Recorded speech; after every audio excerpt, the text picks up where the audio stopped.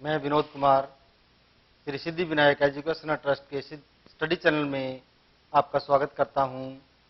आज का हमारा बिंदु है क्रिया। क्रिया कोई भी काम करना है उसे क्रिया कहते हैं। इसकी परिभाषा देखते हैं। वे शब्द जिनसे किसी काम का करना या होना पाया जाता है उन्हें क्रिया कहते हैं। जैसे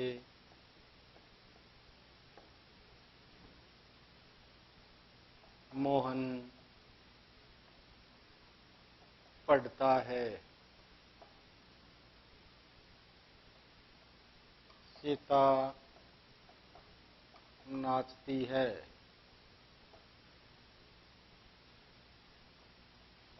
सोहन खेलता है। इन वाक्यों में क्रिया शब्द कौन से हैं? मोहन क्या कर रहा है? पढ़ रहा है, तो इसमें पढ़ना एक क्रिया है। सीता नाच रही है, तो इसमें नाचना एक क्रिया है। और सोहन खेलता है, तो खेलना भी एक क्रिया है। क्रिया दो प्रकार की होती है।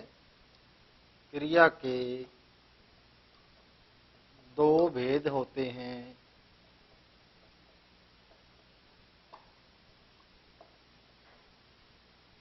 पहला है सकर्मक क्रिया और दूसरा है अकर्मक क्रिया।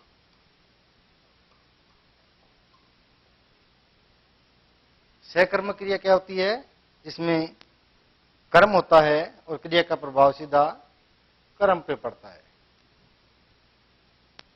अब देखते हैं नंबर 1, सकर्मक क्रिया क्या होती है।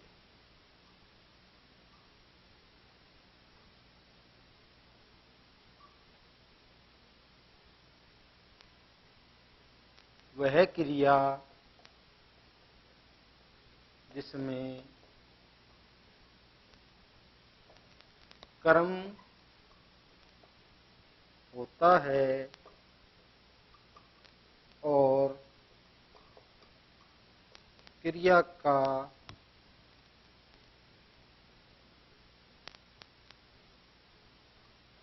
फल कर्म पर पड़ता है, उसे सकर्मक क्रिया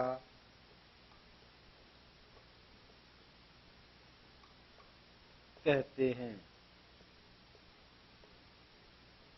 जैसे अब सकर्मक क्रिया कौन कौन सी होती है?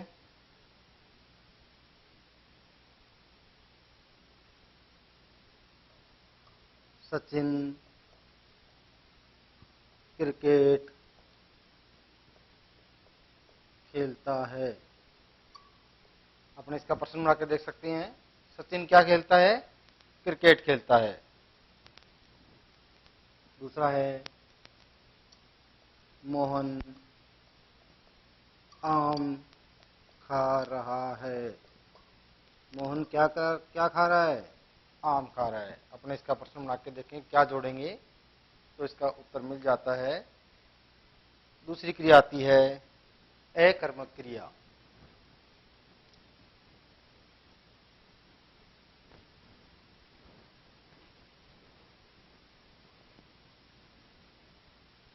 क्रिया का दूसरा भाग है, दूसरा भेद है अकर्मक क्रिया।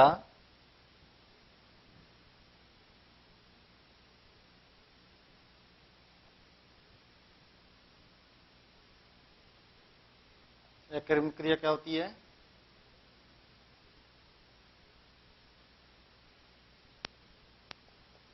जिस क्रिया में कर्म नहीं होता और क्रिया का सीधा प्रभाव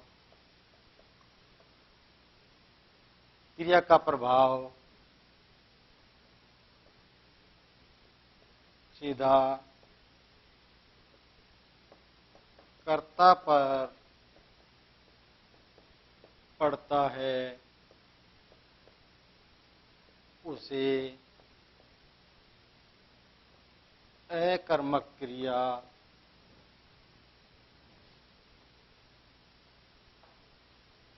कहते हैं। अकर्मक क्रिया में क्या होता है? कर्म नहीं होता और क्रिया का प्रभाव सीधा किस पे पड़ता है?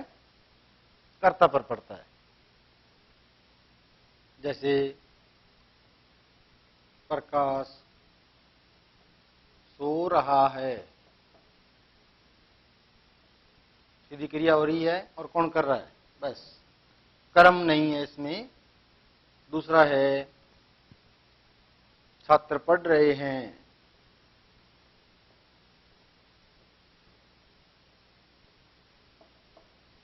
और तीसरा लेते हैं गीता हंस रही है। अब क्रिया तो इतनी हुई, क्रिया कौन से समय में पूरी हुई इसको बताने के लिए क्रिया के काल होते हैं। क्रिया के कालों से पता लगता है कि क्रिया कौन से समय में पूरी हुई है। क्रिया के काल,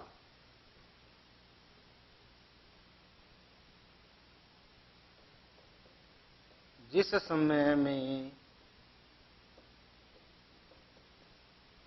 क्रिया पूरी होती है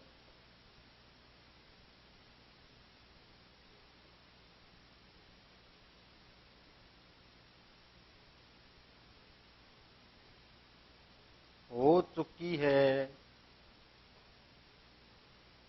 या होगी, उसे काल कहते हैं। काल कितने प्रकार के होते हैं? काल 3 होते हैं, 3 समय में पूरी होती है क्रिया। काल 3 प्रकार के होते हैं। पहला है भूतकाल, दूसरा है वर्तमान काल और तीसरा है भविष्य काल।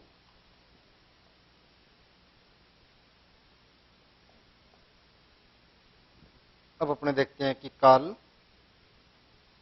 क्या होते हैं, भूतकाल क्या होता है।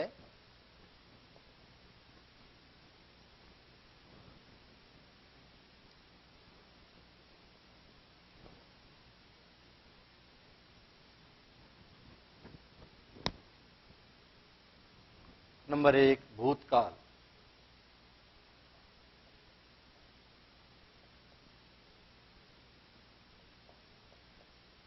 जिस समय क्रिया पूरी हो चुकी होती है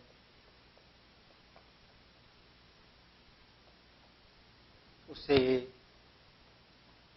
उस समय को भूतकाल कहते हैं। जैसे नंबर 1 गाड़ी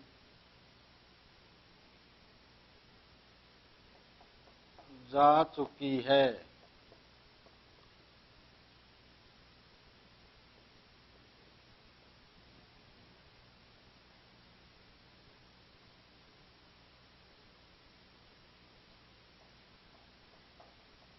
बिजली चली गई।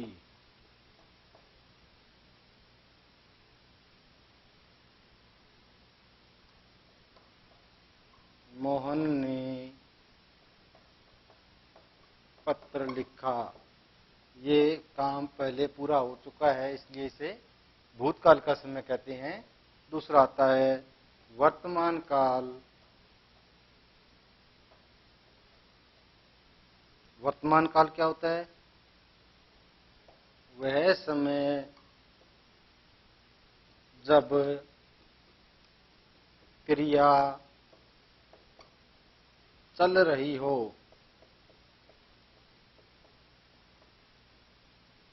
उस समय को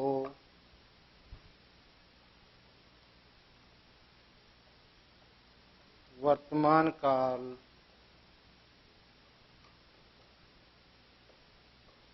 कहा जाता है। जैसे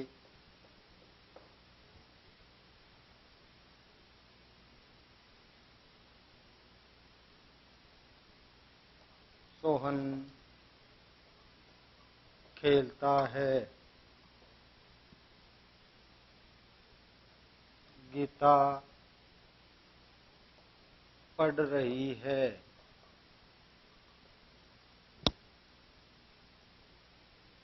मोहन दौड़ता है।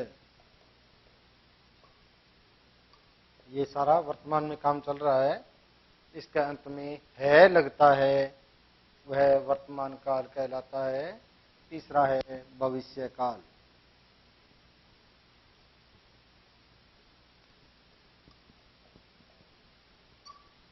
भविष्य काल क्या होता है?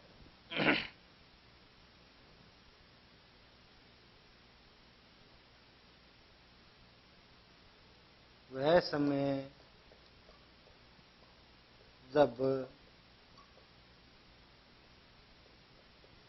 आगे आने वाले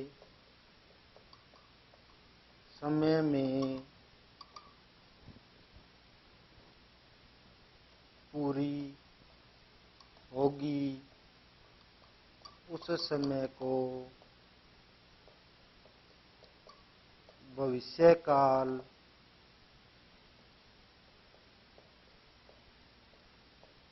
कहते हैं। जो आने वाले समय में आगे पूरी होगी उसे कहते हैं भविष्य काल। भविष्य काल के दो उदाहरण करके देखते हैं, 2-3 उदाहरण लिखते हैं, जिससे अपने को समझ में आ जाएगा कि भविष्य काल क्या होता है।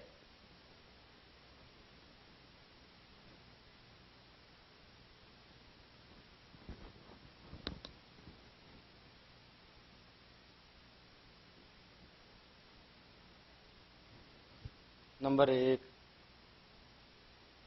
मोहन सोमवार को जयपुर जाएगा। वो आगे आने वाले समय में पूरा होगा काम। दूसरा, रमा कल बाजार